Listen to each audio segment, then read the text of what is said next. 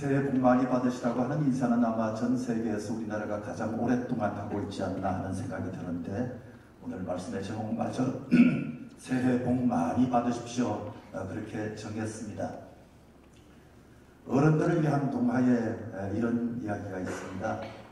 빈대가 4마리 있었는데 새해가 되어서 하나님께서 그 빈대들에게 새해 소원을 얘기하면 한 가지씩 들어주겠다, 그렇게 얘기를 해서 첫 번째 빈대가, 저는 지금까지 몸이 너무 작아서 좀 몸이 컸으면 좋겠습니다. 저는 소처럼 되고 싶습니다. 그래서 하나님께서 소가 되게 해 주셨습니다. 두 번째 빈대는, 저는 좀 저 하늘을 날아다니는 새처럼 되었으면 참 좋겠습니다. 그래서 하나님이 새가 되게 해 주셨습니다. 세 번째 빈대는 뭐니 해도 배고픈 건 참을 수가 없습니다. 마음껏 먹고 싶은데 가만히 보니까 쥐가 참 많이 먹는 것 같습니다. 쥐가 되고 싶습니다. 그래서 하나님이 쥐가 되게 해주셨답니다. 그런데 네 번째 빈대는 가만히 보니까 소원대로 다 되거든요. 그래서 저는 다른 친구들이 되는 거 다 되고 싶습니다. 그래서 하나님이 그를 소세지 되게 해주셨답니다. 우리가 이 세상을 살아가면서 너무 욕심을 부리다 보니까 자꾸 뭔가 충돌이 되고, 욕심을 부리다 보니까 갈등이 생기고 분열이 생기고, 오늘 우리 사회는 당동벌이, 자기 편끼리만 위해주고 상대편에 대해서는 무차별 공격하는 그런 분위기 때문에 참으로 힘든 가운데 새해를 맞으면서도 이 마음이 편하지 아니하고 늘 외로움을 느끼고 힘듦을 느끼는 그런 모습으로 삶을 살고 있는 것 같습니다. 우리가 살고 있는 이 세상에서 너무 욕심 부리지 말고 고집 부리지 말고 좀 우리가 서로 위해주는 그런 마음을 가지면 그게 바로 복된 사람이 아닐까 하는 생각이 듭니다. 우리의 마음이 편해질 수 있기를 바랍니다. 복받은 사람은 마음이 편한 사람, 복받은 사람은 마음이 즐거운 사람. 오늘 성경에 보면 특별히 복 있는 일을 얘기하는 것이 아니라, 복 있는 환경을 말하는 것이 아니라, 성경의 시작을 보면 복 있는 사람은 그렇게 말하고 있습니다. 중요한 것은 사람입니다. 문제는 사람입니다. 우리가 하나님께 복을 받게 된다면 이 땅을 살면서 얼마든지 하나님이 계획하신 풍성한 삶을 살 수 있고요, 하나님이 우리에게 쏟아부어 주시고자 하는 그 축복 누리면서 살 수 있을 줄로 믿습니다.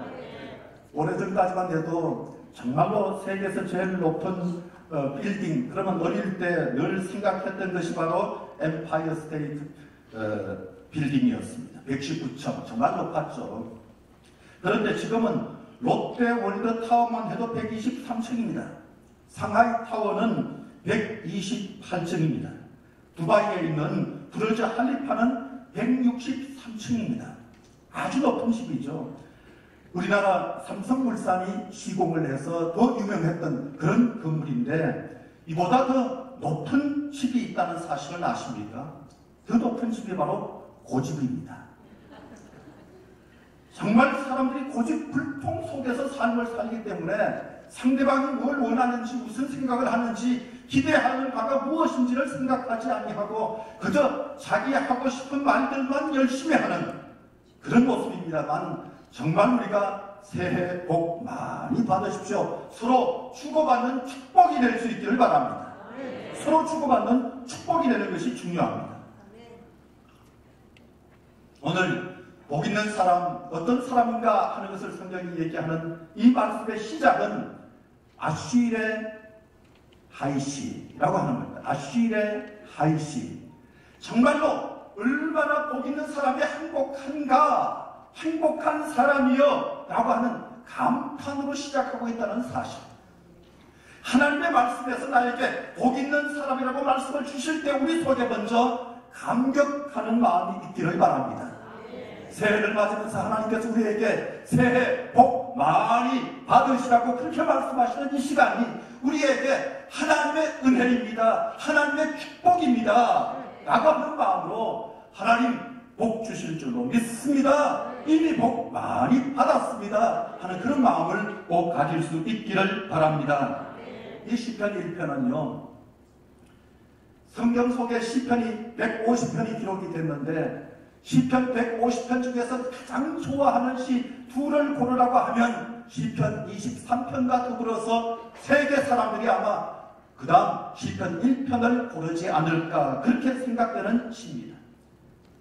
경제 전문가들의 소리들은 전부 다 절망의 노래지만 그 절망의 노래에 우리가 장단 맞춰서 살 필요가 없는데 이 시편 1편에 나와 있는 이 멋진 찬양, 복 있는 사람, 복 있는 사람 형통하게 될 것이다. 복 있는 사람 하나님이 인정하실 것이다. 그렇게 말씀하고 있습니다. 우리는 전문가들이 부르는 그 노래를 따라 부르는 것이 아니라 우리의 노래를 부를 수 있기를 바랍니다. 시편 1편은 시편 전체의 내용을 잘 들여다 볼 수 있게 만들어주는 성경을 어떻게 읽을 것인가, 시편을 어떻게 읽을 것인가 하는 것에 대한 길다잡이 같은 시. 시편의 서시이기도 하고 요약이기도 하고 시편 전체의 문을 여는 대문 같은 역할을 하는 것이 바로 시편 1편인데 복 있는 사람은 하나님은 우리가 복된 인생 살기를 원하십니다.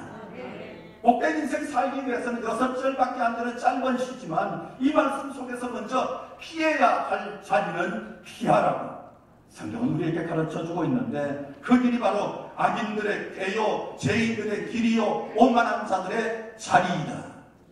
따르지 말라, 서지 말라, 앉지 말라.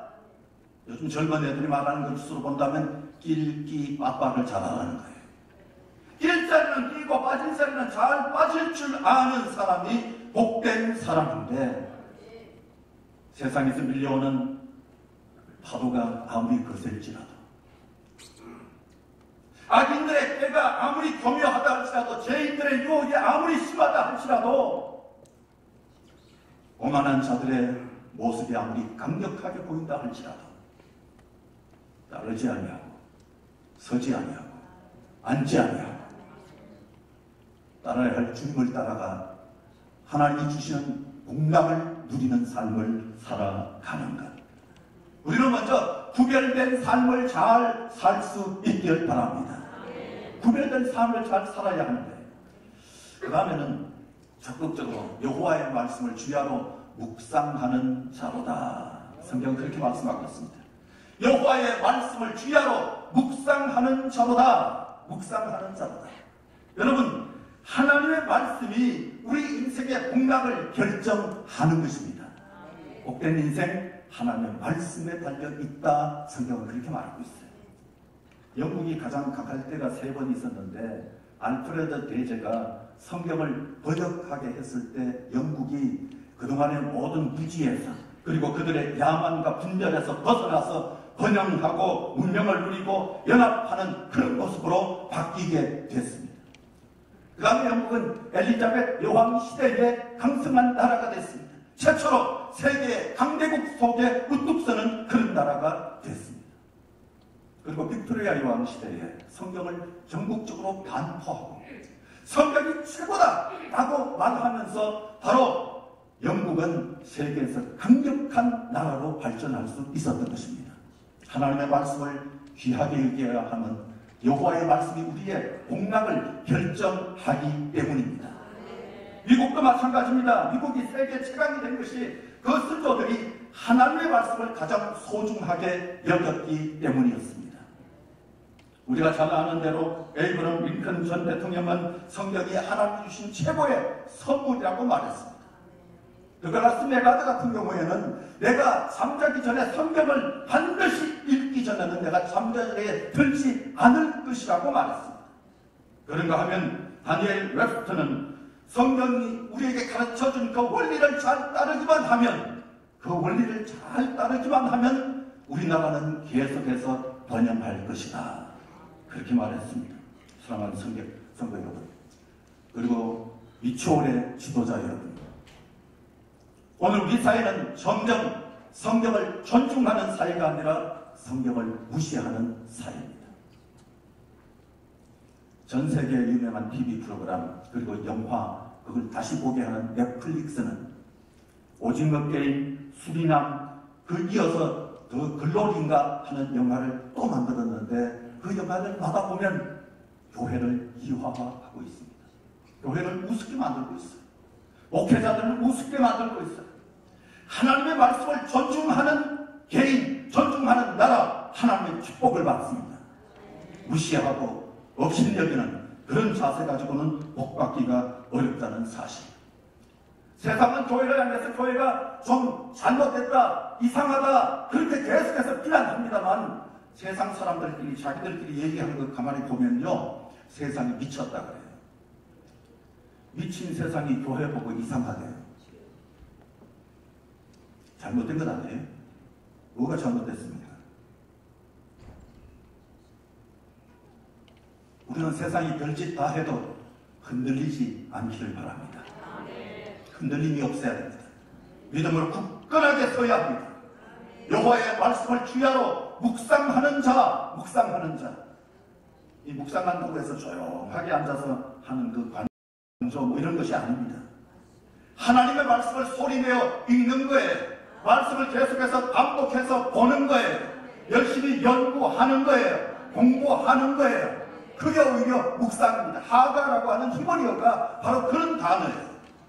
여호와의 말씀을 주야로 묵상한다. 밤낮으로 묵상한다. 이 얘기는 시간적 의미도 되지만 형통할 때도 좋은 일이 있을 때도 묵상을 하고 힘들 때도 묵상하고 어떤 상황에서든지 여호와의 말씀을 묵상하는 그 말씀이 우리에게 형통의 복을 기어이는 가져다 주신다는 사실. 여호와의 말씀은 그렇게 힘이 있는 말씀입니다. 주야로 묵상하는 자로다. 가만히 보니까 동물들도 대세 임질하는 동물들은 다 온순합니다. 양이 그렇고요, 소가 그렇고요, 기린도 그렇고요, 사슴도 그렇고요. 열심히 대세김질하는 그 동물들은 그 시간이 바로 제대로 소화하는 시간. 한 번 읽고 끝나는 것이 아니라 그 말씀을 읽고 또 읽고 묵상하고 또 묵상하는 그런 사람들이 복 있는 사람들이다. 성경 그렇게 말하고 있어요. 몇 날 동안 여호와의 말씀이 인도하는 복된 삶 사셔서 하나님이 형통하게 하시는 은혜를 베푸시는데 시들지 않는 나무, 싱싱한 나무, 철따라 과실 많이 맺는 그런 나무로 살아가는 우리 미추홀부가 되고 교회들이 되고 우리 성도들이 다 될 수 있기를 주의 이름으로 축복합니다. 할렐루야.